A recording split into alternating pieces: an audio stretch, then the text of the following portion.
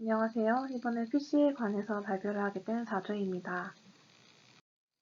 가장 먼저 PC가 무엇인지를 소개하는 것을 시작으로 프라브의 종류, PC 검사 순서와 장단점, 응용 기법, 그리고 진단에서의 PC 활용 사례들을 질환별로 살펴보도록 하겠습니다. 우선 PC란 Fluorescent In-Situ Hybridization의 약자이며 형광동소보합법이라고 불립니다. 세부 유전학의 분자 유전적 기법을 접목시킨 방법으로서 DNA의 추출 과정 없이 세포를 슬라이드에 도말한 후 원하는 표적 유전자와 상부적인 염기 서열을 가진 스페시픽한 플로르센트 프라브를 타겟 DNA와 하이브리다이제이션 시켜 표적 유전자의 유무와 위치를 형광 현미경으로 관찰하는 방법입니다. 아래는 하이브리다이제이션의 이해를 돕는 그림입니다. 열 처리를 통한 디내트레이션 과정을 통해 이중 가닥의 타겟 DNA와 프랍 DNA가 단위 가닥으로 분리됩니다. 이후 특이적인 염기 서열의 인식으로 프랍 DNA와 타겟 DNA의 하이브리다이제이션 결합이 발생하게 됩니다. 그래서 PC는 우리가 찾고자 하는 스페시픽한 mRNA의 존재 여부와 더불어 그것의 존재 위치까지 파악할 수 있는 기법이라는 것에 큰 의미를 가지고 있습니다. 설명한 PC 기법이 완성된 것은 2000년대에 들어와서입니다. 처음 인시추 하이브리다이제이션 기법은 갈과 파두에 의해서 1969년 발견되었으며 처음 PC 기술이 나타난 것은 1970년대입니다. 그로부터 20년 후에 형광 프라브를 사용해서 PC 기술을 발전시키기 시작했습니다. 플로루센트를 프라브에 결합하는 방식은 두 가지로 다이렉트 방법과 인다이렉트 방법이 있습니다. 초기에는 프라브에 프라이머리 안티바디를 결합하고 형광을 나타내는 컨주게이트 세컨더리 안티바디를 프라이머리 안티바디에 결합시키는 인다이렉트 방법을 주로 사용했습니다. 현재는 빠른 시간 내에 비특이적인 플로르센스 시그널 감소로 정확한 결과를 얻을 수 있는 다이렉트 방법을 주로 사용하고 있습니다. 다이렉트 방법은 형광 물질이 직접 프랍을 연결하는 방식입니다. 인다이렉트 방법은 짧고 독특하며 로우 카피인 시퀀스를 잘 검출할 수 있다는 장점이 있지만 프라브가 직접 표지되지 않기 때문에 선명한 시그널을 얻을 수가 없고 비특이적인 반응으로 인해 정확한 검사가 어렵다는 단점이 있습니다.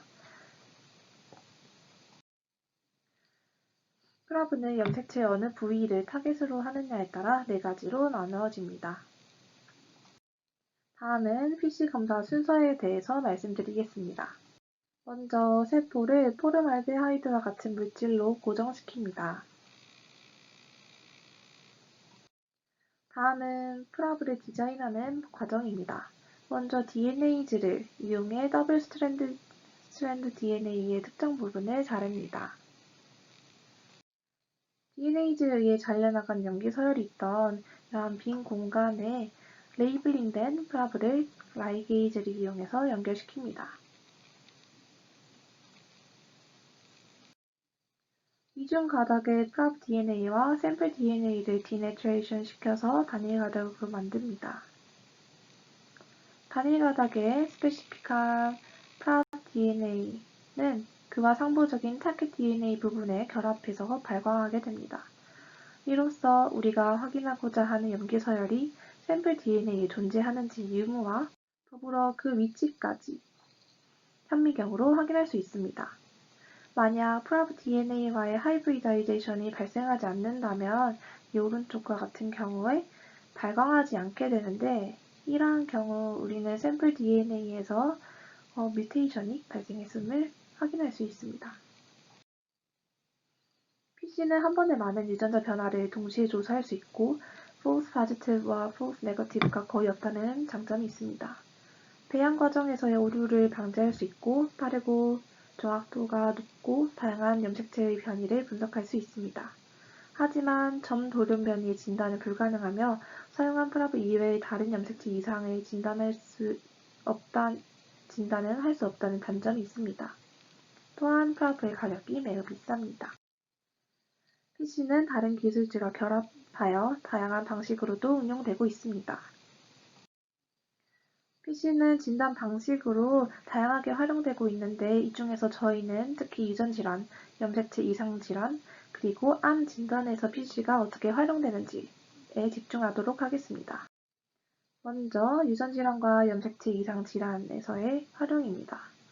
스미스 마지니스 증후군은 17번 염색체에서 유전 물질을 담은 부분의 결실로 인해 발생되는 희귀 질환입니다.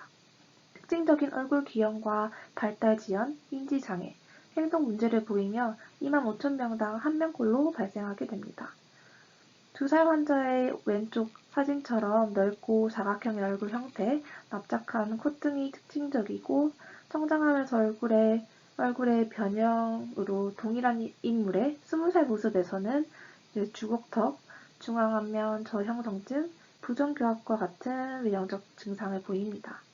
진단을 위해서는 외형적 임상 특징 이외에도 고해상도, 염색체 검사가 매우 필수적인데 염색체 검사 의뢰할 때 MSS에 대한 언급이 없거나 염색체의 해상도가 떨어질 경우 그리고 결손된 부위의 크기가 매우 작은 경우 이를 발견하거나 진단하기가 매우 어렵습니다. 그래서 염색체 배양 검사에서 정상이어도 임상적으로 MSS가 의심되는 경우에 우리는 PC 검사를 요구해야 하며 이 검사를 통해서 95%, 100%의 결실을 찾아낼 수 있습니다. 스미스 마지니스 증후군은 17번 염색체 단한 일부가 결실되거나 2부 위의 레이1 유전자의 결실 혹은 돌연변이의 발생으로 유발되는 염색체 이상 질환입니다. 따라서 PC 검사에서 레이1의 특이적인 프랍으로 17번 염색체의 결실이나 돌연변이를 확인할 수 있습니다. 예전에는 MSS를 진단받지 못한 채로 성장하는 경우가 대부분이었지만 최근 분자 유전학의 발달 산물인 PC 같은 정밀 진단 방법 덕분에 스미스 마지니스 증후군 환자가 증가하고 있습니다. 한 번에 여러 프랍을 사용하여 동시다발적으로 다른 염색체의 존재 유무를 확인할 수 있는 이런 PC의 장점을 살려 MSS를 진단합니다. 스미스 마지니스 질환의 경우 17번 염색체의 레이1 유전자 결실이 75%로 발생합니다. 원인과 무관한 17번 염색체의 상단 부분에 특이적인 컨트롤 프랍을 만들어 붉은색으로 질환 진단을 위해 레이1 유전자의 특이적인 프랍을 초록색으로 표지해서 PC 검사를 진행합니다. 레이1 유전자가 결실되지 않은 정상 셀의 경우 초록색과 빨간색 형광이 각각 7번 염색체 모두 존재하게 되는데 반면에 한 부분에 붉은색 형광만 보이고 초록색은 없는 경우 17번 염색체에 레이1 유전자의 결실이 일어났다고 볼 수 있습니다. 이는 스미스 마지니스 질환의 양성 판정 근거가 됩니다.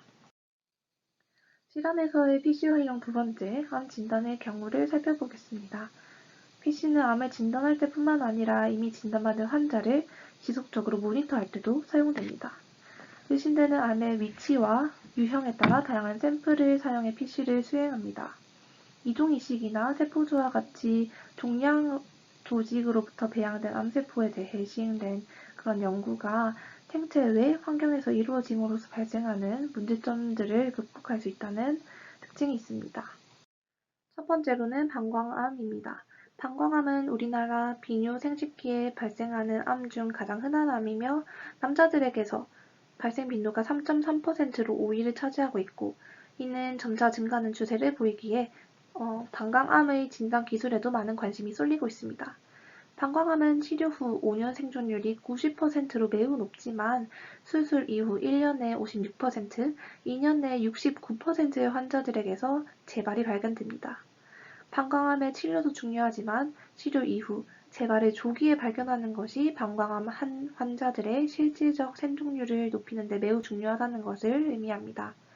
하지만 방광암의 흔한 증상은 무통성 혈뇨인데 이는 다른 질환에서도 흔히 나타나 이 증상만으로는 감별이 쉽지 않습니다.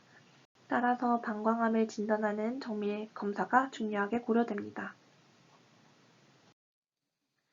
그래서 우리는 유로비전 마커들로 PC에 도입하여 방광암을 진단하는 방법에 대해서 자세히 살펴보겠습니다. 각각 다른 색과 다른 염색체를 타겟으로 하는 4개의 프라브를 사용해 PC를 진행합니다. 각 프라브는 3번, 7번, 17번 염색체의 동원체, 그리고 나머지 하나는 9번 염색체의 특정 부위에 결합합니다.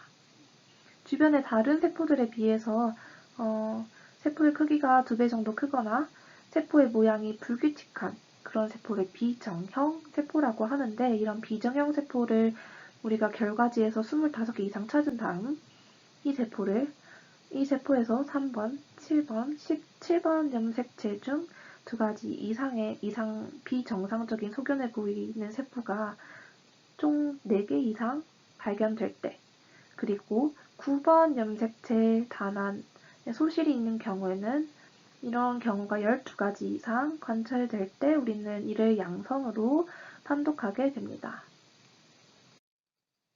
4개의 프라브의 각 구성입니다. 소변 검체 속 세포의 염색체 3번, 7번, 17번, 그리고 19번의 특정 염기 서열의 존재 확인이 이런 프라브 사용으로 가능하게 됩니다. 환자의 방광에 머물러 있던 소변을 얻어서 제단백 세포 고정 단계를 거치게 됩니다. 슬라이드에 고정된 세포들은 이후 디내트레이션 되어 단위가닥으로 풀린 이후에 앞에서 설명해드렸던 각각의 색으로 표시된 4가지 프라브와 결합할 수 있게 됩니다. 현미경을 통해서 세포를 관찰한 결과입니다. 정상 세포들은 각각의 프라브들이 염색체에 잘 결합해서 색깔별로 2개씩 형광이 나타난 것을 볼 수 있습니다. 반면에 비정상의 경우 비정상적인 표지가 나타납니다. 맨 오른쪽 그림에서는 노란색이 5개, 초록색이 4개, 빨간색이 3개, 파란색이 3개를 확인할 수 있으며, 이와 같은 경우 방광암 양성 판정을 할 수 있습니다. 즉, 정상세포에서 보여지는 일치된 패턴과 다른 매우 다양한 형태의 비정상적 세포의 패턴이 나타날 수 있는데, 이는 정상세포의 패턴과 다른 모든 경우에서 우리는 방광암 양성 판정을 내릴 수 있습니다. 만성 골수성 백혈병에서의 PC 진단에 대해서 알아보겠습니다. 우선 혈액암인 백혈병은 급성인지 만성인지, 림프구성 골수성인지에 따라서 4종류로 세분화됩니다. 이 중에서 만성 골수성 백혈병은 골수극의 세포가 백혈구를 만드는 과정에서 생긴 만성적인 악성 혈액암입니다. 90% 이상의 환자들은 필라델피아 염색체가 출현하는 특징적인 유전자의 이상으로 인해 혈액세포가 과다 증식하여 백혈구나 혈소판 등이 증가하는 경향을 보입니다. 9번 염색체와 22번 염색체의 일부 유전자가 전자되어서 필라델피아 유전자가 형성되고, 이로 인해 부산물인 BCR, ABL 단백질이 나타납니다. 이는 티로신 카이네이즈를 활성화시켜서 발암 단백질을 합성하기도 하고 골수구 전고세포들의 에이포토시스를 유발하기 때문에 암세포들의 성장을 촉진시킵니다. 만성 골수성 백혈병은 천천히 진행되지만 진단이 늦어지게 되면 급성 백혈병으로 진행될 수 있기 때문에 이른 시기에 정확한 진단이 특히 더 중요한 질환이라고 볼 수 있습니다. 만성 골수성 백혈병 진단을 위해 사용하는 프라브를 소개하겠습니다. 만성 골수성 백혈병은 9번 염색체의 ABL 유전자가 22번 염색체의 BCR 유전자 부군으로 전자되어 필라델피아 염색체가 생성된다는 것이 원인입니다.